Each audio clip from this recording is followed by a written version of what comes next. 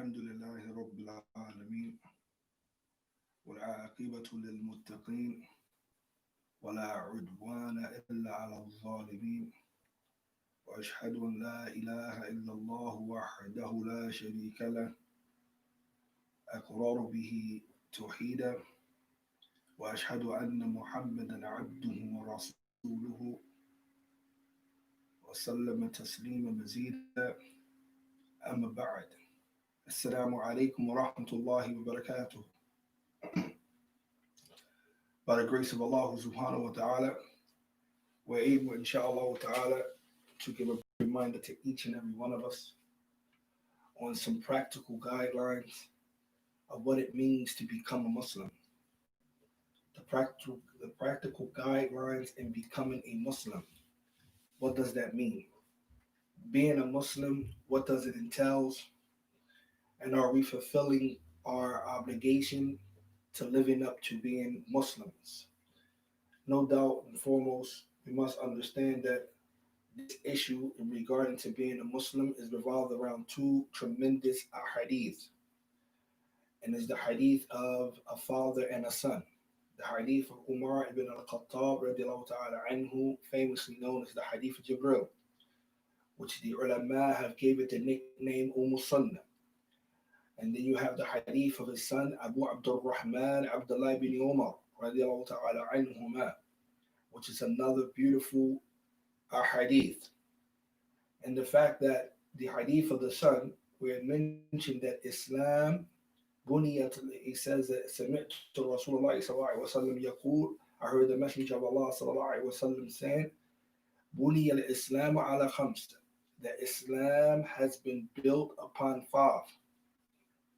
شهادة أن لا إله إلا الله, شهادة أن لا إله إلا الله, to be a witness or to give the testimony that none has the right to be worshipped except Allah alone, without any partners, without any misconfusion, without any type of association whatsoever from the creation and the distortion of his names and his attributes, misunderstanding his actions and his will, or denying or twisting or explaining away those things which Allah have. And he says also along with that is to bear witness that Muhammad ibn Abdullah, the Qurayshi, the Arab, who was born 570 AD, is the messenger of Allah subhanahu wa ta'ala. And to aqam salat, to establish the prayer, and what ita'u zakat, and to give the zakat, and to make hajj if one has the ability, both physical and financially, to make the hajj to Mecca, to the sacred house in Mecca, and was Sawm Ramadan, and to fast the month of Ramadan. This hadith is collected by both Bukhari or Muslim. This hadith, as Sheikh Salih Fawzan Hafidhahullah explained, that this hadith lays down for us the fundamentals, the foundation, that which we base our Islam upon is going to be these five things. And if you want to know why was fall short in our application of Islam, no matter what level it is, because we fall short in solidifying the fundamentals, the basics of our deen. So to become a practical Muslim in Islam, it's going to come upon you to make sure you lock down the fundamentals.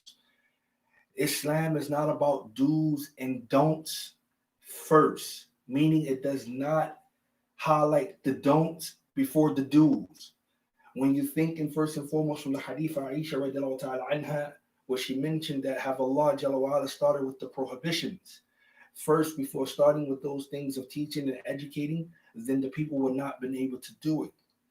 Kama qalat, as she said, meaning that Allah Jalla wa ala started with those things which was al-waliyat, those things was primary, not secondary.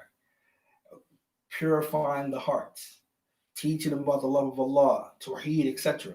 So that when the commands came, they were able to implement them with ease. Unlike us, it's not about the do's and the don'ts. It's about doing that and fulfilling the fundamentals first. So the practical guide in becoming a Muslim is that one must fulfill the fundamentals. And those fundamentals are restricted to those five things that we mentioned. And the hadith of the father, which is a little bit more lengthier than the hadith of the son, shows us the other aspects of the deen. And it also gives us a very important insight that the deen is divided, the deen has lahu thalathul maratib, that the deen has three levels from the hadith of the father. For Jibril alayhi salam, he says, فَأَخْبِرْنِي عَنِ الْإِسْلَامِ. Inform me about what is Islam. He says, فَأَخْبِرْنِي عَنِ الْإِيمَانِ. Inform me about what is Iman. He says, فَأَخْبِرْنِي عَنِ الْإِحْسَانِ. And inform me about what is Ihsan. And that hadith shows us that there are three levels to the deen. Islam, Iman, wal Ihsan. But being a Muslim is the first level. Awwal, first level. You're falling short in regards. You have accepted Shahada, but you don't pray. You are lackadaisical when it comes to your prayers. You don't guard them. You do not know how to properly give zakat, if you ever have given zakat. You don't know how, if you have the opportunity to make hajj, instead of buying the expensive, clothing or the expensive garb or grabbing a second wife, have you fulfilled the obligation of making hajj? Have you even begin to make a umrah? Understand those issues. The dealing with the fasting of Ramadan. Have you understand how to properly fast on the month of Ramadan? These are the foundation. The foundation. Within those fundamentals, there are things which the other ones are going to be based upon. Now, the foundation of those other four will be the Shahada. How well you lock down and understand the Shahada is going to be how well you're going to implement the rest of the things. After the Shahada will be the Salat. The prayer is going to be that thing which you're going to use to what? Actualize your Shahada. And then when it comes to the fasting and to giving the zakat and doing the Hajj, etc., those things will be based off that foundation. So you first and foremost, a Muslim, to become a practical Muslim, someone who actually worship Allah Jalla wa Ala as he ought to be, it starts again back at the basics or the fundamentals, and that is the belief in Allah Azza wa Jalla. Many of us, we learn about the aspects of Tawheed. We learn about how to say their names in the Arabic, the terminologies. We learn about these things. But for some or majority of us, the application and the understanding of those things are two different things. And the proof in that is in the way we carry out the fundamentals of Islam. If you are a Muslim, you must pray. If you are a Muslim, you must fast. If you are a Muslim and you have the means that reached up to the Nasab, which though you have surplus money in that time reached, then you must give zakat. If you are a Muslim and it's time to you have the financial means as well as the physical capability, you must make hajj. This is a must. It's not something that you can think about. This is not a choice that's given up to you. This is not a nawafil. This is obligatory. It's wajib. You have to do it. Now you ask yourself, how many Muslims who are Muslim bid-da'wah, by claim, Muslims in name, so they've been Muslim for 5 years, 10 years, and they don't do any of these things. And you ask yourself, how can that possibly be? Because the way they can possibly be is because they are deficient in regards to the foundation, and that is the Shahada. What does the Shahada entails? We say that it entails two statements, as the Prophet ﷺ mentioned in both of those hadith, the hadith of Jibril and the hadith of Abu Abdul Rahman, the hadith of the son. He mentioned that what is to Shahadatu, when Jibril said, فَأَكْبِرْنِي an Islam, he said, Islam and tashhadu an la ilaha illallah, is that you bear witness that none has the right to worship except Allah. This has a whole set of things. This have conditions, it have pillars, it have requirements, and have things that invalidate. Then he had that you bear witness that Muhammad is the messenger of Allah. This also have conditions, pillars, and it also have requirements. Do you understand? And that a deed, when done, will have to go through these two basics. The kalimatain. The deed will have to be done sincerely for Allah Jalla wa Ala's sake. That's la ilaha illallah. The deed will have to actually be according to the sunnah of the Prophet ﷺ. That's Muhammad al-Rasulullah. The deed will have to go through both of those things in order for it to be accepted, which shows us that no matter if we do the deed or establish the deed, it's not guaranteed that the deed was accepted. Which also shows us that we should be what? Not be self-amazed by whatever we put forth, because we still need Allah Jalla aid and effort to carry it out. So that foundation, that shahada, is what's going to determine how good of a Muslim you're going to be. If you're not praying, it's in those two things. If you're not fasting, it's because you're deficient in those two things. And in Islam, if a person isn't doing those things, he or she is closer to kufr, to disbelief, than they are closer to iman. And this is why the second level of Islam is important to understand, because a person doesn't remain on the first level.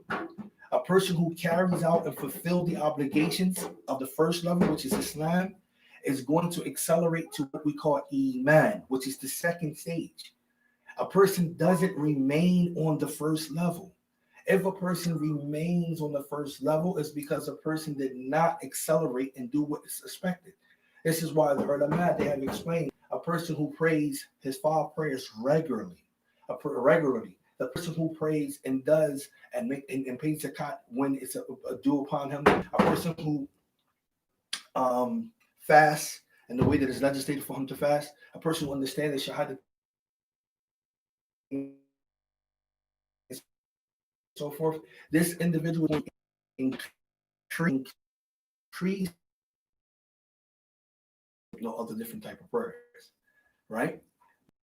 There's a hikmah in this.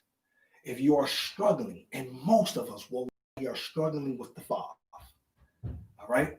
Most of us are struggling with the 5. We can put on airs all we want, but the reality is the truth. Most of us are struggling with the 5. There might be some out of the 5 that might be stronger than others. Most of us are struggling with the 5. And in understanding that, this is why we have to take our time to fulfill what is upon us first. Learn about who is Allah. By fulfilling that ashhadu an la ilaha illallah, that testimony given to Allah Jalla wa ala, what is Allah subhanahu wa ta'ala entails, what entails from it, what are the pillars? Negation and affirmation. We talk about this all the time. But what does that mean? What does that mean? That means you negate anything that is besides Allah Azza wa Jal, that is entitled for any of your servitude, any of your worship, any of your devotion, any of your dedication, any of your any acts of worship you can think of. You do not give those things to other than Allah Jalla wa ala. You deny and negate those things, and you affirm only your servitude, your submission, your humbleness, your fasting, your vowing, your sacrificing, your living, your dying. All of that's supposed to be affirmed for only Allah. This is what it means when you say you negate and affirm. That's the 2 pillars of La ilaha illallah. And until you begin to do that and begin to make the differentiation between the two, negating and affirming, then you will see people don't do that. People are still stuck at misunderstanding the first part. And what's the proof? They're celebrating holidays. They're celebrating birthdays. They're swearing on other than Allah. Pay attention. People you know, and I know, people who we know, some of ourselves make this mistake. We say we're Muslim, she's Muslim, he's Muslim. But then what they do? They turn around and celebrate the anniversary. They call it the anniversary, switching the name. Don't understand that because you switch the name doesn't switch the hukum. It doesn't switch the ruling, no matter what name it takes. It's still the same rule. So if an individual, that means there's a deficiency in the shahada. The foundation of the foundation is a deficiency there.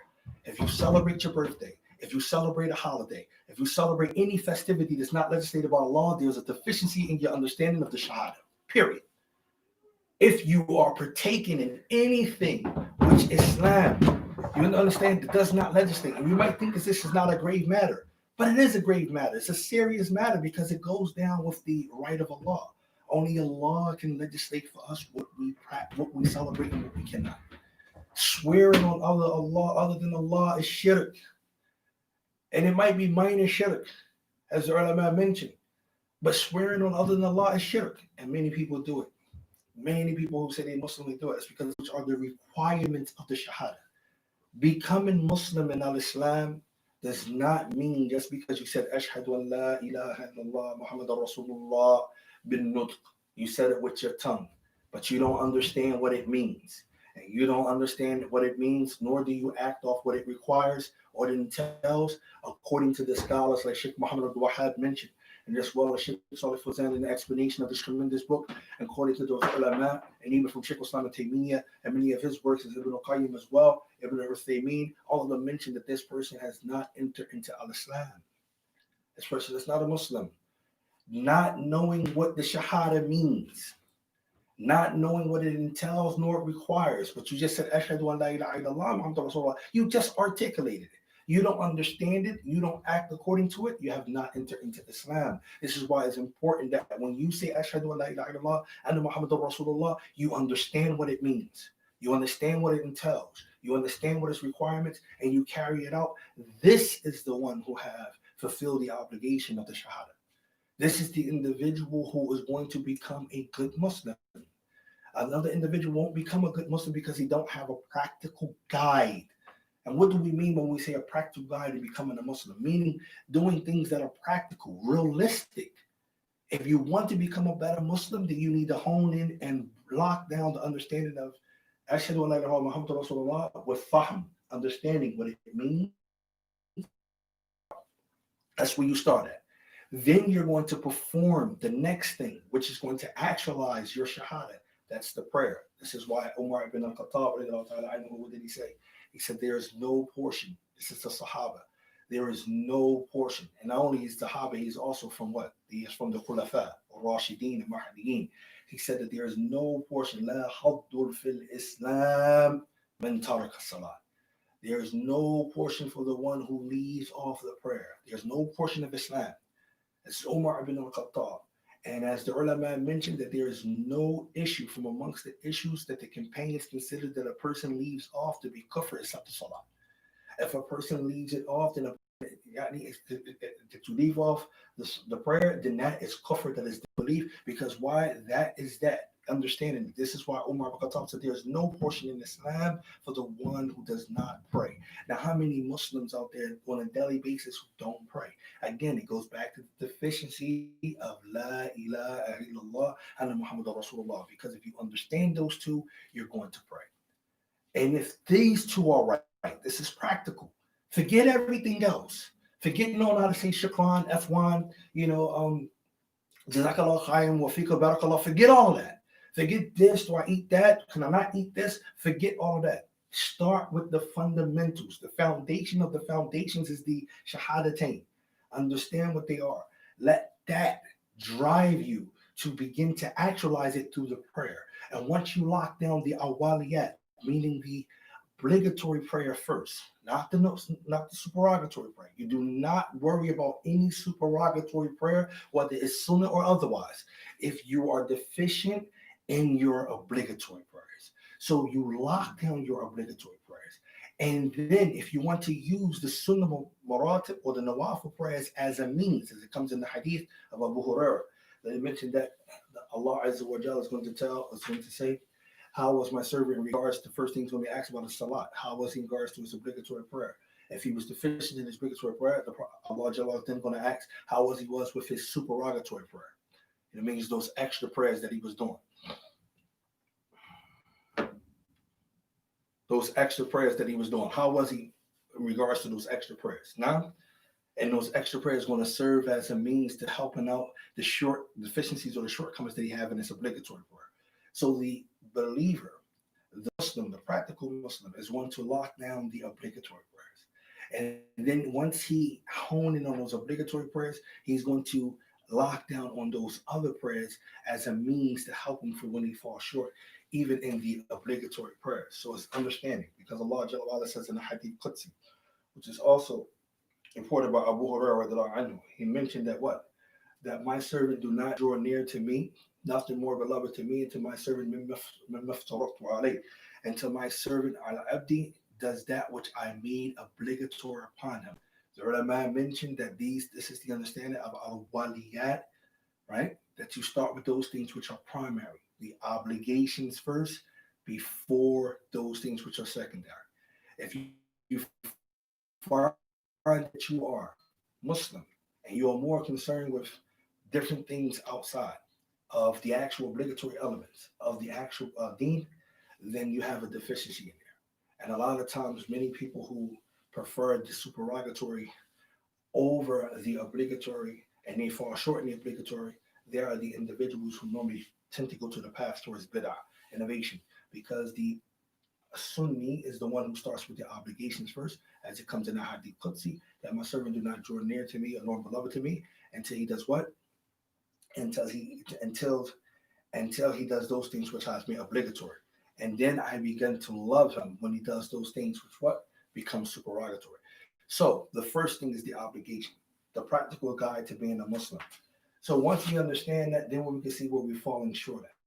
Why are we celebrating holidays? Why are we celebrating birthdays? Why are we celebrating festivities? Why are we not leaving off these things? It's because it all goes back to that foundation, which is Ashhadu an la ilaha illallah Muhammadur Rasulullah. And if you go back to the history of the companions, Ridwanullah ta'ala alayhim, you're going to see that the way that Allah Jalla wa'ala have instructed the Prophet to give them dawah and what to focus on and what verses was not to focus on. This is what we want to be able to bring in, just to be beginning of understanding the practical guide of becoming a Muslim. Because it's not sufficient that you say that I am Muslim and you don't believe and don't act off. This is what we understand from Ahlul Sunnah wal Jama'ah. They explained it that a Muslim, and that should be scary for you, that should be scary for everyone. A Muslim can enter the hellfire, right? Because of the deeds that we do. You understand? Allah Jalla wa'ala will allow a Muslim to enter the hellfire, but he will not allow a believer to enter the hellfire. Two different things here. Which shows you what? That there are two different levels. And many of us believe that we're at the second level, undeserving, when we don't fulfill the first level. And that's just the truth, man. That's just the truth. Look how we behave. I'm talking about individually and respectively. Look at how you behave towards the fundamentals. I'm not talking about anything else right now. How well do you pray your obligatory prayers? How well do you fast? How well do you pay zakat? Have you ever paid zakat? Did you ever had it at time? Do you understand the differences of that? If you had the means to make Hajj and instead you went on a vacation instead and didn't make the Hajj, what did I say? Okay, I went to a vacation here, I went to a vacation here, but I had the means 10 times over to actually make the Hajj. But I didn't make the Hajj, nor did I make a Umrah. I didn't make a Umrah or nothing like that. I didn't make any sacred things. This is not the primary thing of your life, but you're Muslim. And then you have what we call the false hope. Ibn al-Qayyim have a beautiful piece that he talks about the false hope. And I'm going to end it with that, inshallah, that he mentioned how that the person should be aware of having long hopes and procrastinations. And he brings a lot of different athar statements from the companions with Allah Ta'ala on condemning a person having long hopes and procrastination. In other words, a person believing that he or she is going to receive good from Allah Azza wa Jalla, but they don't put forth the necessary actions to receive that good. But they just believe that, Allah subhanahu wa ta'ala, I'm going to come out okay. And that's how many people actually operate. Many of us operate like that. I'm not excluding myself. We operate like that. I'm Muslim, I took the Shahada, I believe, and I do this, I do that. But at the same time, I'm not doing nothing that will require any actions put forth or efforts put forth that will require for me to receive Allah's mercy, etc., or His forgiveness. But then I think just because Allah is merciful and He's forgiven, that He's going to forgive me. This is false hope. You don't do that. And actually, this is not even a sign that Allah subhanahu wa ta'ala is guiding you. This is a sign that this is a sign that you're actually being led. They call it istidraj. You understand? You're not being guided by Allah. And a believer that's being guided by Allah Jalla wa Ala is a believer who believes and act. Do you understand? Believes and act. As Allah Jalla wa Ala says, Kul in kuntum tuhibbuna Allah fattabi'uni. Action. Say, if you indeed love Allah, fattabi'uni. That becomes an action now. Fattabi'uni, meaning follow the Sunnah of Muhammad Sallallahu Alaihi Wasallam. That's an action. Yuhibbukum Allah, then that will cause Allah to love you. The ulama, they said it's the ayat al-imtihan, the ayat of examinations. So belief necessitates actions. There is no belief and those who do righteous deeds. Those who believe and those who do righteous deeds. Because actions must follow the belief. This is why they're mentioned, as the ulama mentioned in the tafsir, actions must follow the belief. There is no belief without any amal. So you say you're Muslim and you don't pray? La. You say you're Muslim and you don't fast? La. You say you're Muslim and you don't do anything that's required of you. If you have the zakat, the nasab, and you didn't pay it, if you were financially, you had the capability of making hajj and you didn't do it, la. You understand? I'm not making an individual hukam here. Again, we talked about that yesterday. I'm not saying Aisha, you are a disbeliever because you didn't pray. I'm not saying that. I'm saying generally, as the ulama explained, generally, a person who does not fulfill these obligations are closer to kufr and not as a believer because they must have those things together. So we ask Allah Jalla to allow us to become practical Muslims. We don't have to do everything under the sun. I'm not telling you to go up there, dig in your pocket, give out the biggest charity, fast endless nights, or do. I'm not telling you. I mean, fast endless days or stand up for endless nights. I'm not even telling you that. There are many hadith that shows you that if you do one reward, it's as if you're standing up the whole night. He's telling you to lock down the obligatory obligations first. Get your five in, maintain your five, understand the shahada so that you can maintain your five. These things is what you want to do. Once you become accustomed to that, then increase. Offer 2 rakats, offer a witr before you go to sleep. Inshallah ta'ala, this is the thing that I wanted to just, give some wordy advice because I believe that we're all, in some way or another, we're falling short in regards to just being a practical Muslim every day. I honestly believe that. Just being a practical Muslim, man. Do not pray. I have to stress this. The Prophet ﷺ stressed this before he died. One of the last things he said before he died is a salat, pray. Prayer, pray. This is what you have to do. Stop swearing on other than Allah. You can't swear on your dead folks. You can't swear on your children. You can't swear on your grandmom. You can't swear on anyone other than Allah, period. This goes back to Ashhadu an la ilaha illallah. You can't say la ilaha illallah Muhammadur Rasulullah. Again, people who fall short in this are individuals who do not, believe me, are deficient in understanding the Shahadatain. This is why they do these things nonstop. You have people who come to Islam, one foot is somewhere else, and one foot is another.